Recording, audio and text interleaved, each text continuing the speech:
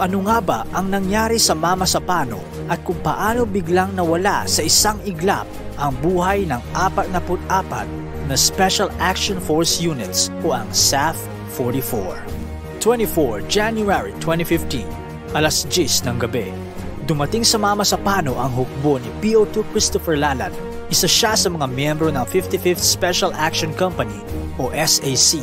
Kasama nila ang 84th SAC Seabourn na nagsisilbing assault team na lulusob sa pinagtataguan ng rebeldeng sina Abdul Basit Uzman at Zulkifli Abdir o mas kilala bilang Marwan. Ang team naman ni PO2 Lalan ang magsisilbing blocking force o ang backup ng 84th habang tinutugis nila si Marwan at Uzman at sa pag-alis nila mula sa lugar. Ang buong operasyon ay binigyan ng codeword na Oplan Exodus.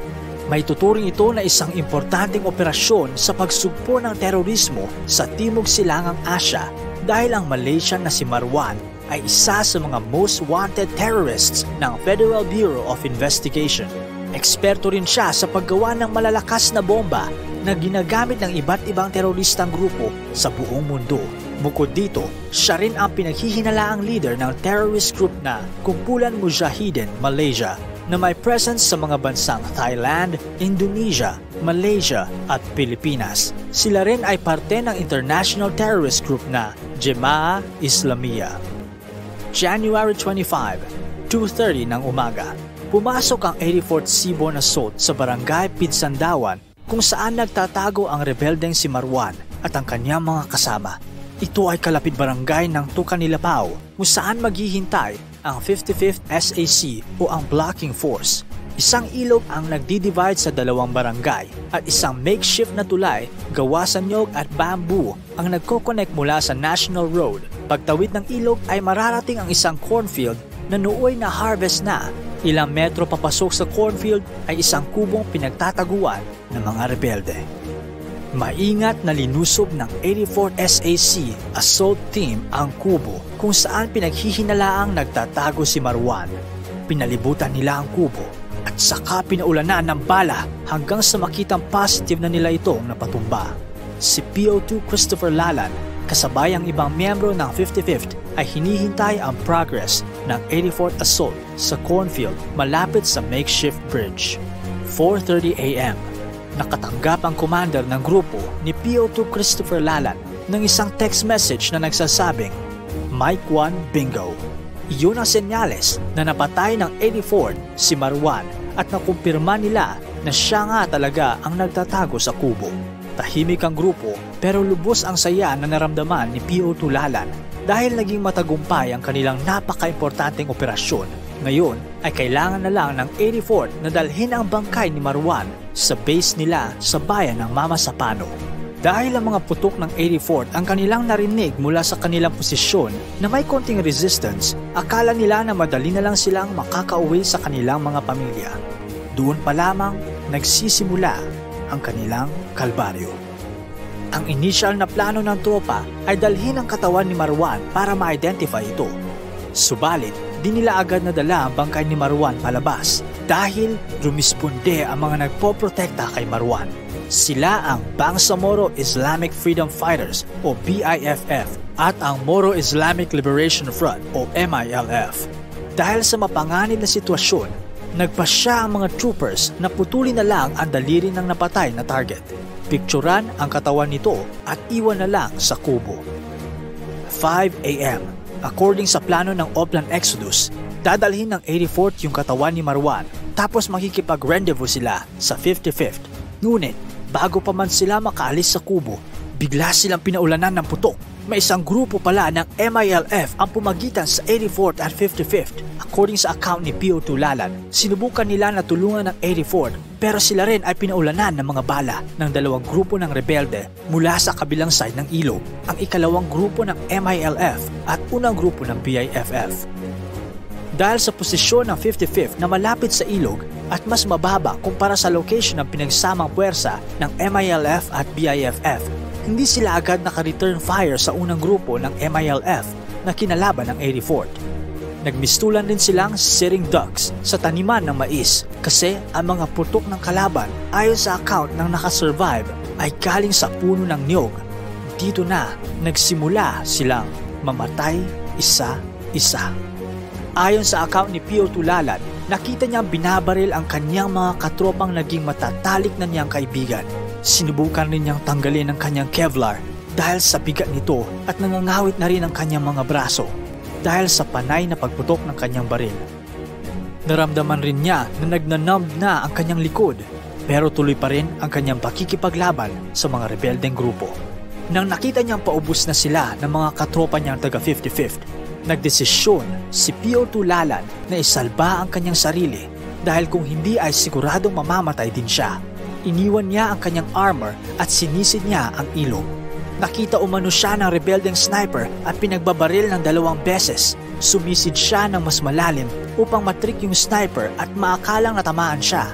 Nang marating niya ang napakaputik na pangpang ay nagtago siya sa mga water lily habang iniisip kung paano siya makakaalis.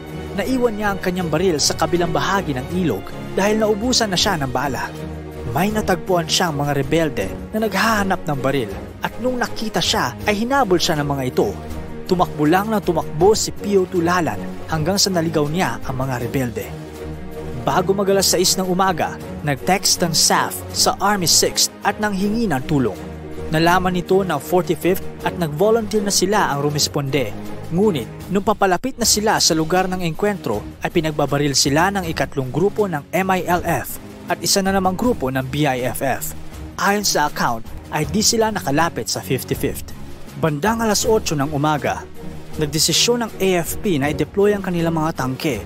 Ngunit hindi nila alam kung saan itututok ang mga baril nito dahil sa ingay ng mga nagbabarilan.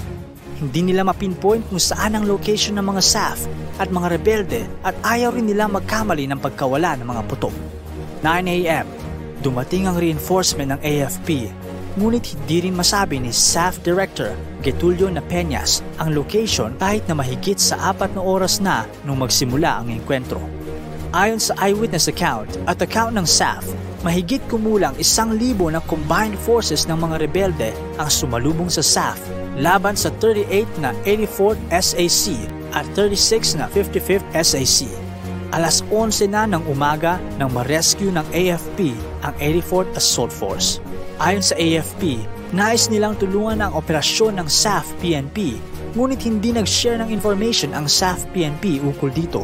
Marami sa kanilang equipment ang naka-standby at nakatulong sana sa pagsalba sa naipit na 55th.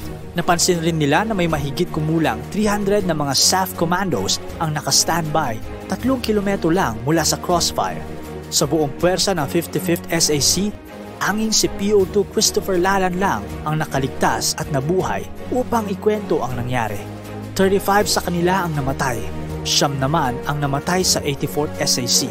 Bukod sa overkill at pag-murder sa SAF-44, pinagnakawan pa sila. Tinangay ng mga kalaban ang mga baril, helmet, uniform, pati na mga cellphones at personal na gamit ng mga sundalo. Lumabas din sa autopsy results ng fallen heroes na sniper bullets ang pumatay sa karamihan sa kanila. 26 troopers ang namatay dahil sa fatal wounds mula sa tama ng bala sa ulo, leeg at iba pang bahagi ng katawan. Ang theory, malapitan silang binaril. Maaari ring tinanggal ang bulletproof vest ng mga ito dahil ilan sa kanila ay may tama ng bala sa dibdib.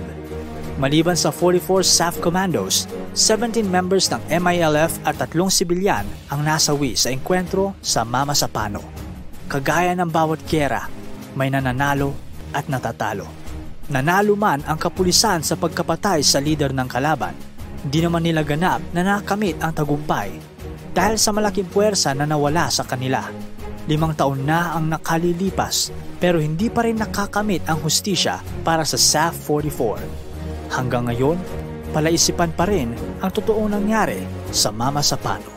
Habang patuloy sa paghanap ng hustisya, huwag sana makalimutan ng mga Pilipino na saluduhan ang 44th Fallen Heroes at ang mga sundalong patuloy na humaharap sa giyera at walang takot na sinasalo ang mga balang ibinabaril ng mga terorista sa lupang kanilang sinilangan. Sabi nga sa lupang hinirang, sa manlulupig, di ka pa sisiil. Kaya naman ang mga magigiting na troops walang sawang nagbubuwis ng buhay para sa kalayaan ng Pilipinas. Ikaw, hanggang saan ang kaya mong ialay para sa bansa? Para sa iba pang kakaibang videos na maaaring magbigay ng pag-asa, inspirasyon o kaalaman, like and subscribe to our channel